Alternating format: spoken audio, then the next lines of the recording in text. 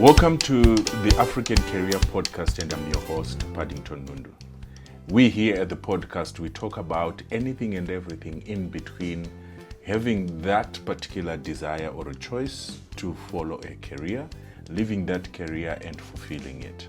So we talk about the good, the bad, and the ugly that surrounds the realities of choosing a career and actually living that particular career. In this particular episode, like we've done always, we tend to then go beyond some particular conversations and bring in people who have some key experiences so that we learn from them and also hear how they live their particular realities. We have Tapiwa Yemeke in the studio today, who is going to talk to us about being the only one in the room. And yet, you are to some people where you come from the best example, someone who has achieved one or two things that everyone is looking at. And on the other hand, you're also in a foreign environment. You're also trying to make sure you live your life, you achieve your goals, and do not step on people's toes as you particularly do that. Tapiwa, welcome to the African Career Podcast. Thank you, Paddington. How are you? I'm doing well. Did I introduce you well? Yeah, you did. All right. Not bad. Not bad. Yes. No, that's fine. So, before we talk about where you're coming from and where you're working at, how does it feel to be the only person in the room in most instances? Well, it depends. So, there's so many rooms where you're the only one, and well, everyone is really looking forward to what you have to say, and that's a good feeling.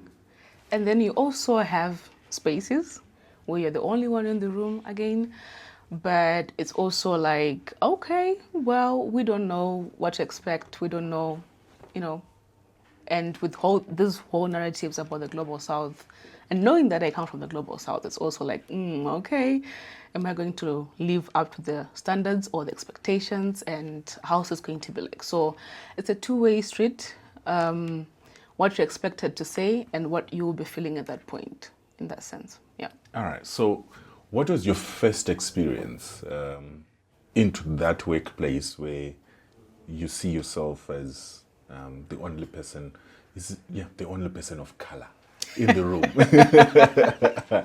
How was that first experience?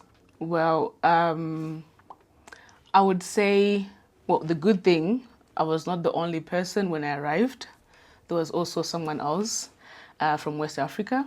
Mm-hmm. So, there's always this spirit of familiarity. So when you walk into a room full of, people from other countries, I think as an African, the first thing is to scan the room and look for someone who looks like you.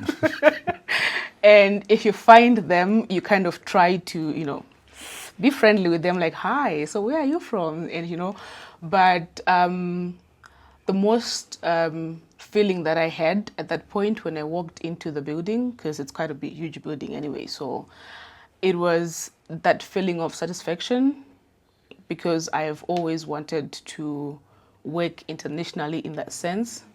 So there was, a mixture of feelings that, fulfillment, because, I have made it finally. I'm now stepping into this new career. And a little bit of anxiety. Am I going to fit into this new space? And how's that going to look like for me? And also expectations. How is this going to be like? Do these people expect so much from me? And how is that going to look like in that sense? If they expect so much from me, do I have enough the capacity to actually be able to, fulfill the expectations? So it was a little bit of mixed emotions at that point. And but then now with talking with them and all those kind of things, it was like, okay, so a lot of them have actually lived abroad. So it was also like, I've been in Tanzania for 10 years. Oh, wow, great. That's good. So you know what I'm going through right now. So it's a little bit of emotions in that sense. So how did that shape your understanding of identity and representation? I know the other people who are seeing you from the global south, they're like, the moment that they look at you, they feel like, okay, we have someone who is representing us, someone who comes from where we come from. And so, and at the same time, like you're saying, you have a certain bit of pressure of, delivering unto the expectations. So how did you come to understand that now? Because this is now your life. The good thing about most international spaces, especially that are working in development and humanitarian, which is my field, is that we could be in an international space, but our work is in the global south. So you kind of become the go-to person when they're talking about issues affecting the global south in that sense. Okay. But then it also puts you under pressure to some extent, because you need to know now what happens in DRC, what happens in Somalia, what happens in Sudan, because now when they come to you for that, you should be in a space to be able to deliver. But it also positioned me as a typical African representative who could speak on behalf of the continent, which is like a huge task. So in terms of identity, it was more like, actually, I see myself as like the representative of the continent. That's what it is. So what does belonging then mean? In a professional setting, culture is different. Yeah.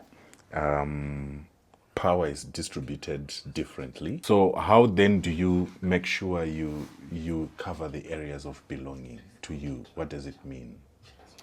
That's a very tough one, actually, because you have to switch so many hats in that sense.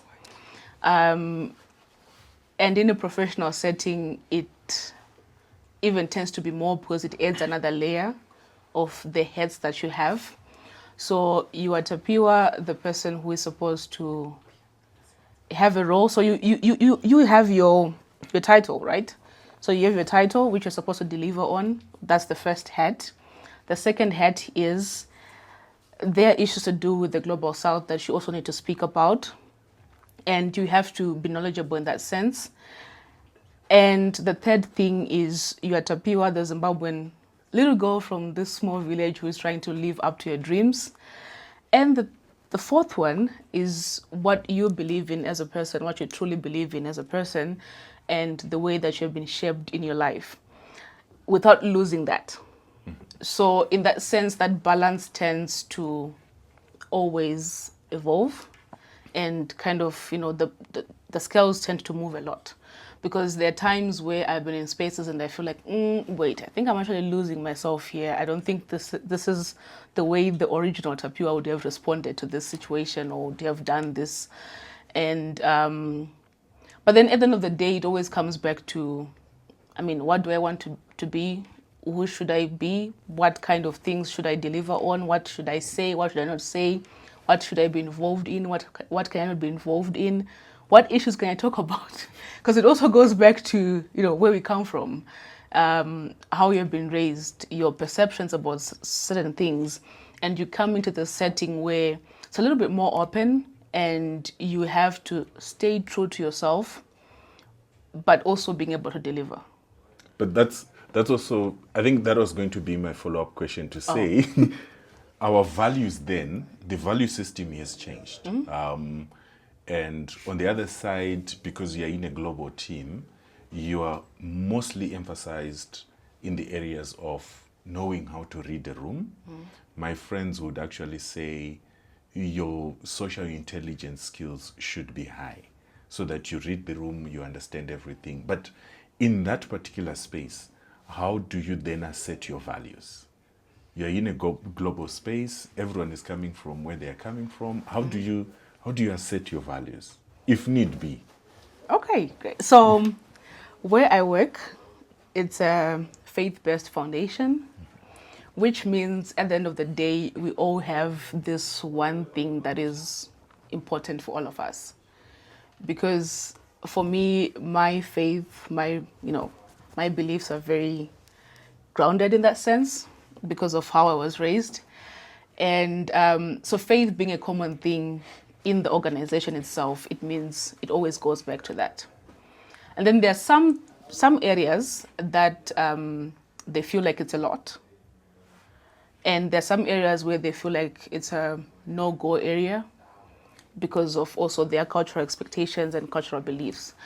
So cultural integration has really been a huge issue or a major challenge to my perspective, because it's different when you move within your region.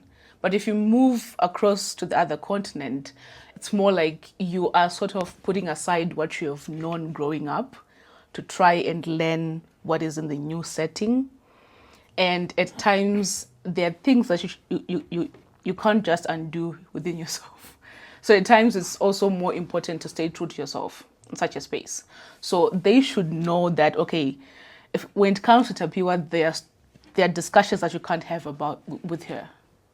Like, okay, let's talk about lobola, which is a very common thing in Africa, right?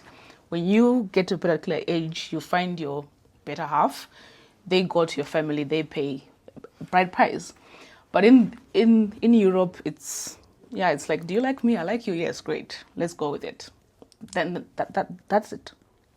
So because you have already set yourself like, okay, this is who I am, this is what I believe in. You deal with it, or we're not having a discussion here. So I think that level of assertion, like making sure how clear you are. And I think at times as Africans, we tend to try to blend in. And the whole point with working in a global space is not to blend in. It's to stand out based on who you are and what you believe in. I know that there are things that you can compromise. Things like splitting the bill, which is unheard of in Africa. You don't split a bill. If you go out with someone, the person who has said, let's go out, is the one who pays for the bill, right? Yeah. But that side, even if they say, oh, are you having lunch? You say, yeah, well, I wasn't thinking about it. Yeah, I'm going for lunch. Do you want to come with me? You're like, yeah, great. If you go, just know that you're going to pay for your bill, even if they're the ones who came to you. So in this case, I think, so there are those small things that you can compromise on. And that has to be clear. And I think how we have been raised is in such a way that at times it becomes difficult to be able to say, yeah, this is who I am and I'm going to stick to it. And at times you try to compromise, and in that you become a cultural orphan. So the whole idea is for you to kind of really redefine yourself in that space. No, that's a huge word, cultural orphan. But anyway. So most of your work is into advocacy, yes. International advocacy, civil society sector, and everything. I think for most young people, we all aspire that one day would want to be in a regional or international space where advocacy happens, where power, politics, and purpose is in one room, and all of that happens. But from your experience, what can you say to a young person who aspires to be in that room in terms of what happens behind closed doors of advocacy? Okay, well, advocacy in Europe is hard. And that's a fact. Because when you look at advocacy back home, it's more like very active, very aggressive. If there's a bill that you don't agree with, you go on the streets, you march. You call the MPs, you put them together, you demand things. But in Europe, it's more about, very subtle position papers that are submitted, publications, LinkedIn post, all those very, very mild ways of doing things. And one thing that I've noticed as a huge difference between back home and in Europe is that most of their political leaders, decision makers, policy makers, they're accessible to that extent. So if you want to have a meeting with an MP, it's very easy, which is compared to back home.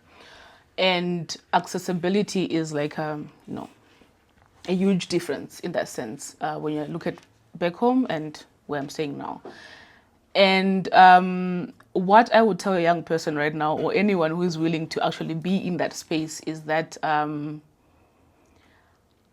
it's going to be difficult in that sense, because I think it depends on which topic anyway. Because I mean, where I work with a range of topics from, climate resilience, gender justice, youth participation, and all those other things. But what happens is that when it comes to policy making, there's a way that you cannot ask for change in that sense at a global level.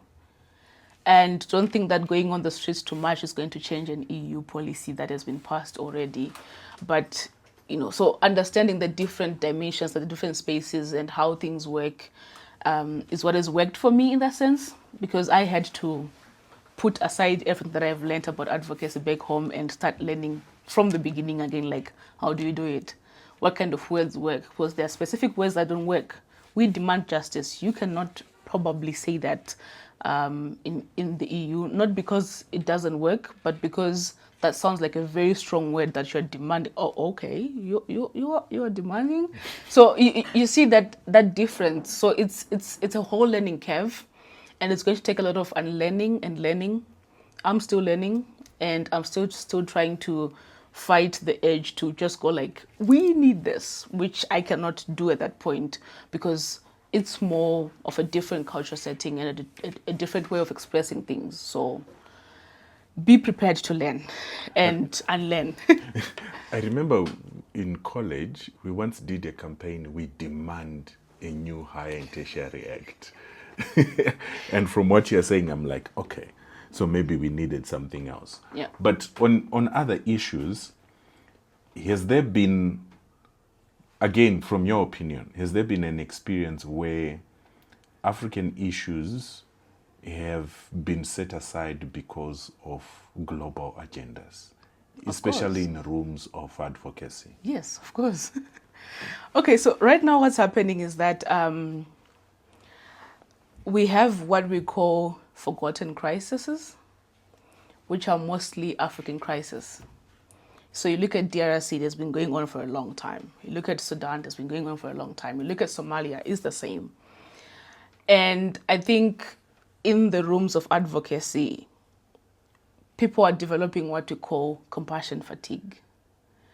Like, there was a time where you would post a picture from DRC and everyone would be moved to really, come in and... But right now, in the global landscape, things are changing. People are now focusing on expanding their military budgets. People are focusing on, let's focus on our neighbors, Ukraine, Moldova, Romania.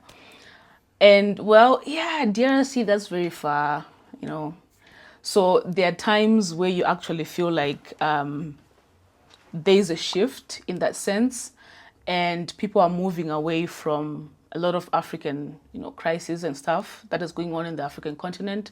Right now, what's happening in Tanzania, it's also like, okay, great. And if it was back then, probably we would have seen, all of these other European countries coming into like, okay, we need to go, we need to help, we need to support what's happening. We need observers, we need, people on the ground. But at this point, it's like, yeah, but we have Ukraine next door. There's stuff happening there. How can we support? And most of the budgets are actually moving towards, let's support Ukraine, let's expand our military, budgets. Let's move into, a little bit more of, we should benefit a little bit of something from them. So in that sense, yes, there have been times where you actually feel like we are drifting away from the global south or from Africa in general, and we are moving more towards personal agendas. So it's more like, yeah, make Europe great again, make, these specific countries great again. And we are forgetting the fact that, there's still crisis and need in Africa in that sense, or need for support. So it happens. Is it not because we have been over-reliant and Africa has not found solutions for itself? Yes, that's true. We actually haven't really taken a step forward to say, this is actually what we want. And those who actually do that, they are labeled something else, terrorists, all these other kind of bad words in that sense. So I feel like we have been dependent on aid for a long time as Africa. And I think the people that have been providing us with this aid, they're also starting to get tired of it. Because if you look at most of the organizations that are in Sweden or in Europe itself that have been around for a while, they can actually give you the amount of money they've spent in a particular country for the past 10, 20 years. And still, today, 2025, it's still the same areas that they're dealing with. So I don't know if it's more about their approach or it's more about us just being dependent. And most of our governments have even made it clear that, USAID will come and give us some medication or pills for HIV, so we don't really have to work into putting a budget into that. So I feel like also us as leaders, our leaders have actually made it very difficult also for us to be able to even be, forward-thinking, innovation, solutions. We don't think that way. It's always the American dream. I need to leave and go somewhere. And I feel like I have actually fallen for that. I think we should have a conversation with Dambisa Moy at some point, to say, you've been a prophet. Dead Aid, you read that book, it's like it's speaking to you, to what's happening currently, yet it came out a long time ago. Mm-hmm. But you talked about having to... I wouldn't want to say change, but to add to your skills on advocacy from what you had learned back in Harare and other places, and now you're working in Europe. What are some of the skills that we should focus on as young people who want to get into advocacy right now for regional purposes and even for global purposes?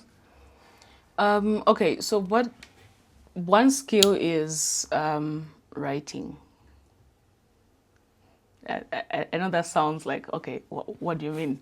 So when you are putting up like an advocacy plan or an advocacy message, I feel like as Africans, we have kind of a little bit lost our originality in that sense.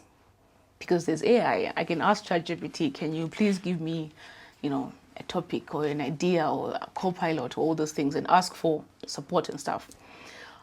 But when it comes to positioning yourself, there is a need to be able to deliver what you want in clear, simple English without sounding emotional or aggressive. So that concept of being able to just put on a piece of paper something that doesn't sound emotional but sounds demanding but not demanding, it's a whole skill. It's like you really have to think, how we were taught in school how to write an argument and all those things. It's more of the same, but now really looking at what is the problem. What exactly are we trying to address? What is the cause? Because at times you can present a problem to someone and they're like, how is that a problem again? Sorry, but doesn't make sense. How is that a need? How is that urgent? How is that? So what makes me move from, what I was doing and focusing on what you want me to do? So I think the whole concept of just being able to write in clear, plain, simple language and, send a message in that way without sounding overly emotional or overly aggressive in that sense. And I think the second one is the ability to understand global trends. I think when I was in Zimbabwe, the only trends that I knew were the trends in Zimbabwe, like, this is what is happening in the country, and I need to know.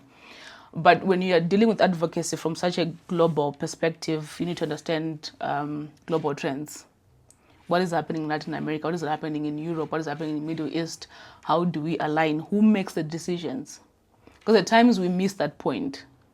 We think if we go to the government and say we need this, probably they don't even make the rules. They don't even decide anything in that sense. So understanding all these different portfolios. So if I talk to Paddy, how is me talking to Paddy going to help me in this case?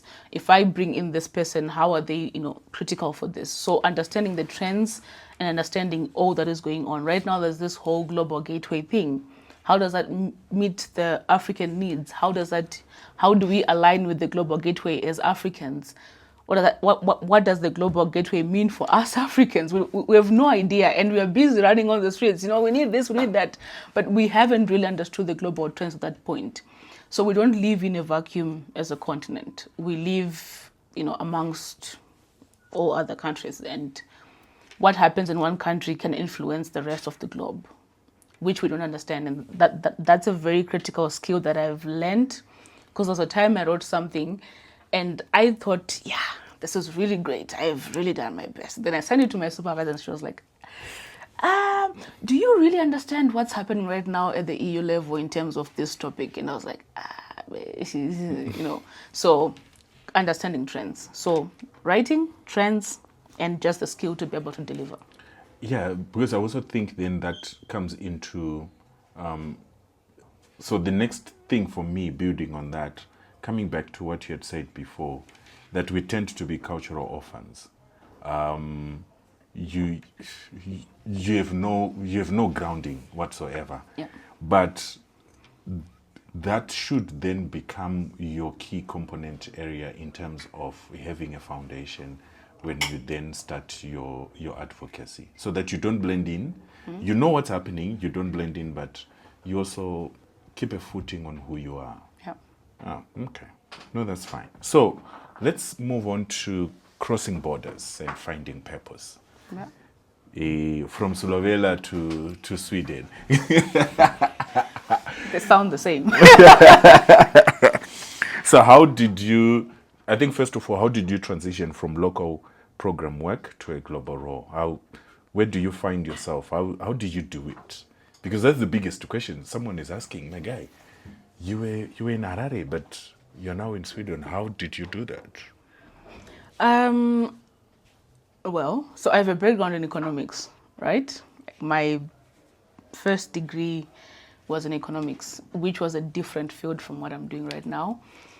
And what I think really helped me to be able to image within the Zimbabwean space was volunteering. I wasn't lazy to volunteer. Also because I didn't like going home so much. So it was like anything that I can find to make me not go back home. So that you stay in Harare by all means. Well, it wasn't really about Harare, because I volunteered actually in very weird places like Makonde. And, so the whole idea was, I think, okay, let me take you back a little bit. The thing is that at times when we get into a particular level or forum, we tend to forget where we're coming from. And for me, it was more like I knew where I was coming from. I grew up around my grandmother. We were so many of us. We used to eat in age groups and, all these other funny things. And for me, the day that I left home to go to school in Harare, which was actually my first time in Harare because I'd never been to Harare up until I went for my university. So it was also like, this is you coming from Slovenia? Yes. Okay. So it was like, okay, Harare is great, the city dream. But one thing that my grandmother said to me, and even my mother said to me when I was leaving, was don't forget who you are, don't forget where you come from, and let that shape where you're going to go. Trevor Noah always says that in his jokes. Don't forget us. Don't forget your accent. But that's the thing, because for us, when we're told don't forget us, we think it's about the monetary value. But for my mom, it was more like, where you grew up. Let that help you to shape yourself. So you knew you were all sleeping in one room, the boys on this side, the girls on this side, you're all sleeping on the floor. And if you think about that, my guy, I tell you, you work even 48 hours in a day. Because now I can't go back home and be in that same situation after having been given the opportunity to actually step into these platforms. So I was volunteering a lot with organizations, with, there was this Catholic program that would just volunteer over holidays instead of going home. That youth program was good. Exactly. Took you to Makonde. Lash? Yes, I was at Lash. I was at Makonde. Then I was at, what's this mission school where they have a hospital as well? Yes. So the whole idea was, for you to build upon your experience in that sense, such that when discussions about certain things start happening, you have a backing. And I think, as now I'm speaking about Zimbabweans, as Zimbabweans, the problem is we think it's always you have to be school, and then you now get into the space and you're like, I have no skill. Because school doesn't teach you skill. School teaches you knowledge about something, but there's no skill there. Yet And mine did not even have, what is it called, attachment. So I just went, then I was done, and I was like, your degree program was 3 years. Your Yes. bachelor's was 3 years. There's no industrial attachment. No. You just come in, You go finish out and you go. and you go. So you have no skill. So I at least managed to maximize on my vacations, my holidays, that June to August. And I would go for volunteering. So I volunteered a lot. And even after Cyclone Idai, I actually moved to Chimanimani to volunteer. And I had no idea what was happening. I had no idea how to respond in crisis. I had no idea. And that was like the first, national disaster in Zimbabwe. We had never had a natural disaster like that. So it was also like, okay, this is a good space for me to be in. I want to learn. And then there are so many opportunities for Africans abroad. For those who really want to live, there are so many opportunities. But I think it's the whole idea of, I think we are so afraid of this whole trafficking thing that has been happening, to the point whereby when there is an opportunity, the first thing that comes into your head is, are you going to be trafficked? Am I going to be safe? So I remember telling my brother, I found this scholarship. It's to Sweden. And I think it's good because it's going to help me, I wanted to go back for master's and do something in development. But you know how schools are expensive in Zimbabwe. It was also like, okay, I'm going to go back, but I have to get a scholarship. Then I got this scholarship to Sweden, and I moved to study. So initially it was just about studying and nothing else. Then I finished, and I'm like, okay, this is nice. They had the career day, organizations came, I met with my now boss, and it was like, okay, they were telling us what they do. And it's very difficult to find a faith-based organization in a secular country where people can openly say, I do not believe in God, no judging, and that's okay. But as someone who had a very strong faith grounding, it was like, if I'm going to work, actually when I was looking at my plans back then, I was actually saying, if I'm going to work, I want to work with Caritas, I want to work with CRS, because it's like they're Catholic, that would be so nice. I'm Catholic, that would be good, because we have the same, values. So the moment I got to know about LM, it was like, okay, this would be good. And then we are also afraid of taking internships, traineeships. That was actually my springboard to getting now into a full-time career with LM, working with advocacy. So internships, traineeships, and I know there are a lot of unpaid ones because mine was unpaid. So there are also a lot of unpaid ones, but it's just research, getting to know things, volunteering yourself, giving yourself out there, putting yourself out there, getting to know things, getting to know processes, and that's how you grow. We are a 2-minute nudu generation.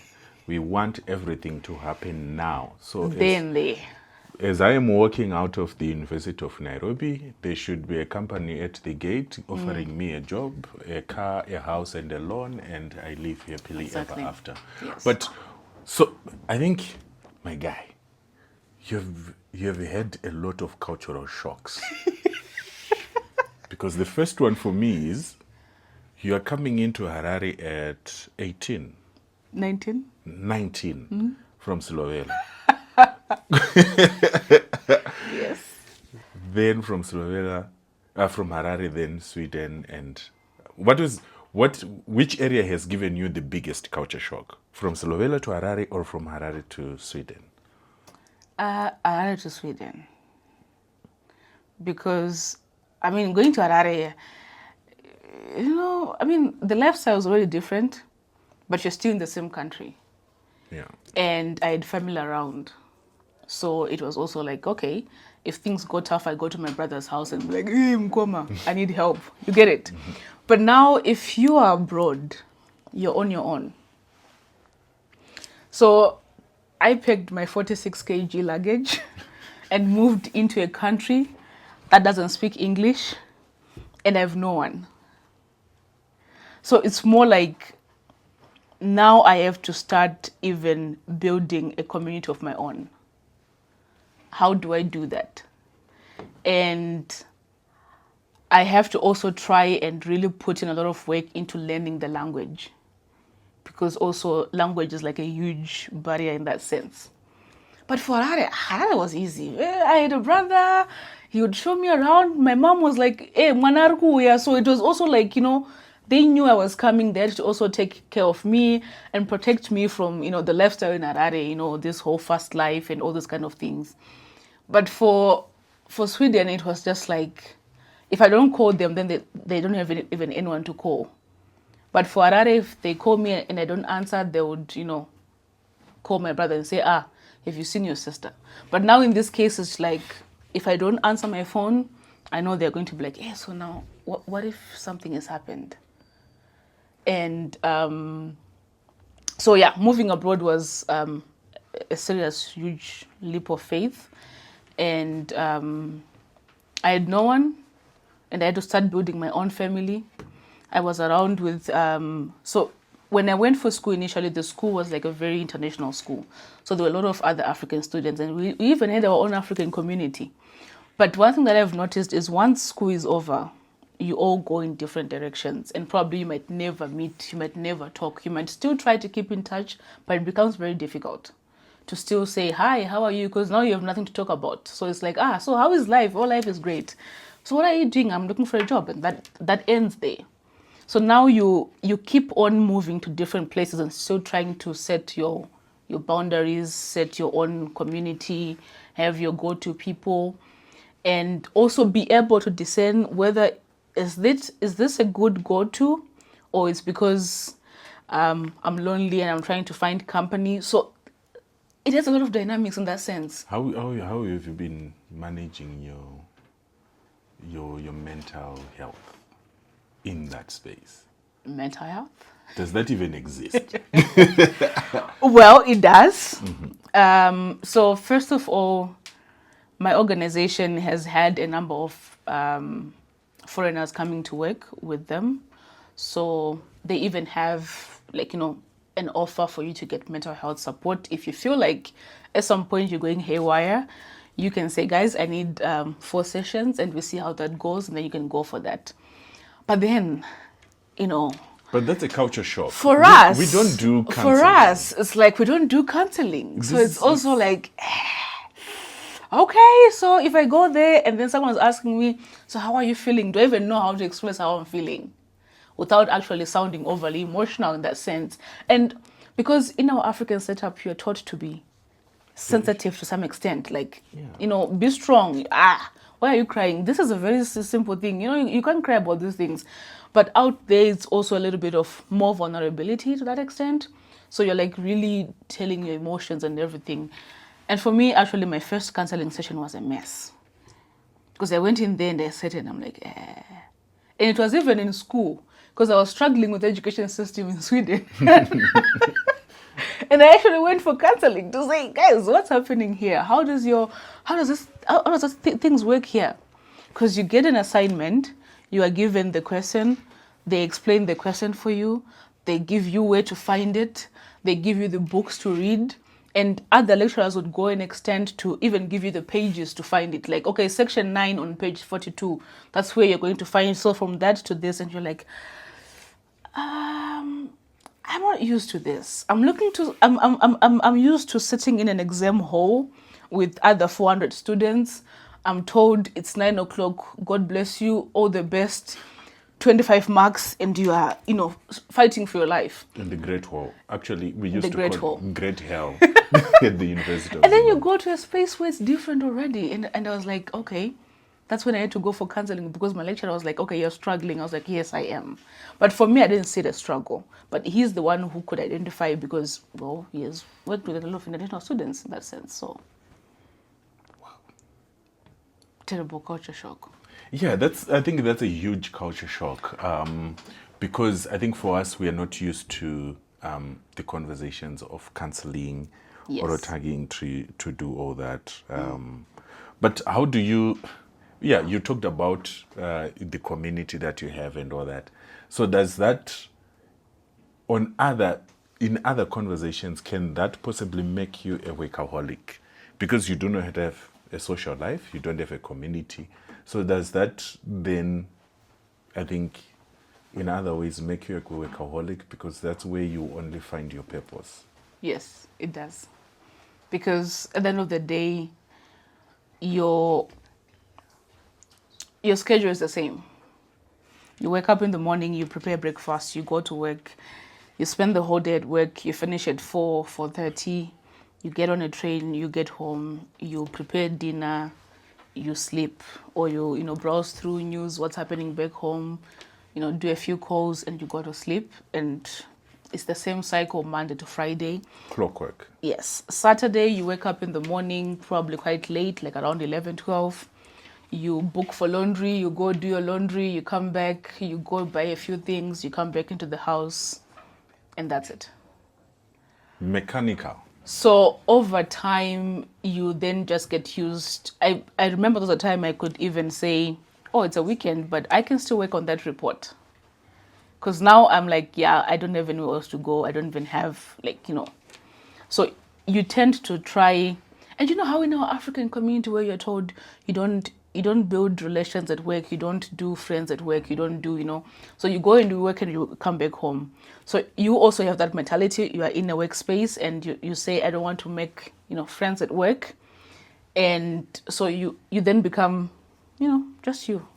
Yeah, because I know some people, as soon as you get hired, you get all the contacts and you block everyone from your WhatsApp status. In case you want to report sick when you are busy at the club at some point. But anyway, no, that's fine. But as we are coming to a close in this particular conversation, you have shared with us a lot of things. And yes, mental health, we've talked about it. And the big elephant in the room, black tax. Yeah. How do you manage the expectations? Because according to us, if you're abroad, you're the rich one in the family. You have all it takes. Yes. Yeah. Well, when it comes to black tax, that's a very huge elephant. I don't even know how it got in here, but so when it comes to black tax, I think at the end of the day, what matters is your well-being. I think you get to be selfish at some point. You have to be selfish at some point. Because there are things that you can do, there are things that you can't do. Because the moment you leave the airport, you already have a list of, we want to repair the house, we want to build, this one wants to go to school. And it's unfortunate, or it's fortunate, I don't know, that for us we even have like a huge family, long-extended family. So you have people from your mother's side and people from your father's side. But it's better for them to think that you are very selfish with your money than for you to actually overwork yourself. What happens in Europe is the more you earn, the more tax you pay to the government, not even to your people. So to the government. So you end up with going for the bare minimum because you don't want to keep going up in terms of the amount you get, and then your tax bracket changes. So they have what they call the cap for immigrants, which means you have like a particular amount of money that the company should be giving you for you to be able to be considered for a work permit. So you end up just being there, like at the, just on the poverty data because line. the moment you try going up, it means your tax bracket also shifts. And if your tax bracket shifts, it means you're putting in more work, but probably it's not matching the amount of money that you will receive. Not on paper, because on paper it will be the same. But after the tax takes their money, what Caesar takes what belongs to him, you are left with probably the same as you were getting when you were just at the line. So now the thing is, God bless my parents. My parents are the best because we had that discussion and they really understood what that meant. And they were also saying, you need to focus on building yourself. Because I have known a number of Africans who have been abroad for 20, 30 years. And when it's time to go home, they have nothing.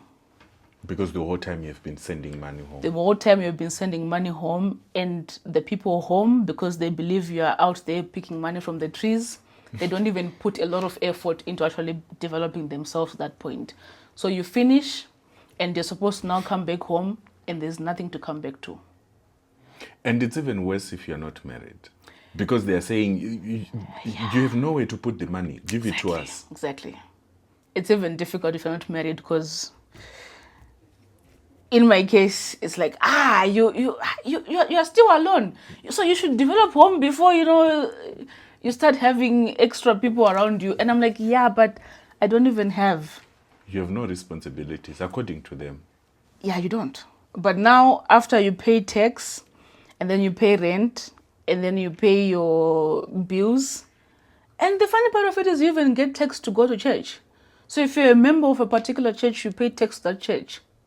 So it means after all these small figures have been taken, probably you're left with money that might not even sustain you until the end of the month. But the black tax is knocking on the door. And then your family back home is expecting you to send 100 kasnabas. And you're like, guys, at which point am I supposed to? So I've seen a lot of Africans actually drown because of that. Mm-hmm. Because I also still try to get in touch with other Africans to feel a little bit at home, that belonging that you're talking about. To feel like I belong somewhere, I also still have to create my own African community. And we meet randomly to just say, guys, how is everything going on? How are you? And I've seen a lot of them who are like, yeah, I'm even in debt here because I've been trying to help my siblings back home. I've been trying to help my cousins back home. So I think it's okay to be called selfish, because you still need to put your priorities before your well-being before. Otherwise, you're going to end up working extra shifts, extra hours, going into bins to pick cans and go for punting. So all those things, you end up going to the limits, to the extremes, simply because you want to make people happy. So let them be angry. It's fine. They will forgive you after some time. They can understand. They will understand at some point. One last word to the young people looking at you to say, okay, I want to be like Tapiwa at some point at the global office doing advocacy work. Being like Tapiwa is not a good aspiration, but professionally, yes, well. What I would say to all of the young people out there is stay true to yourself. It's very hard in a world where everything is changing almost every day and people have to blend. But sometimes it's okay not to blend.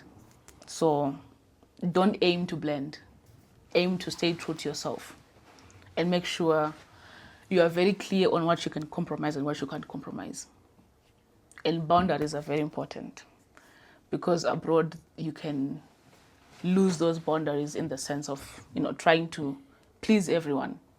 Because as immigrants or as, foreign people, at times you tend to work extra to prove that you are actually capable of doing it. And in working extra, you lose yourself. So take care of yourself, be good to yourself, be nice to yourself, but don't lose your grounding. Thank you very much, Tapiwa. This has been a very good conversation.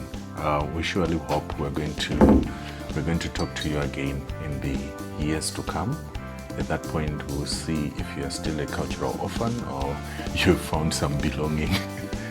Thank you very much. This has been the African Career Podcast, and we'll see you in the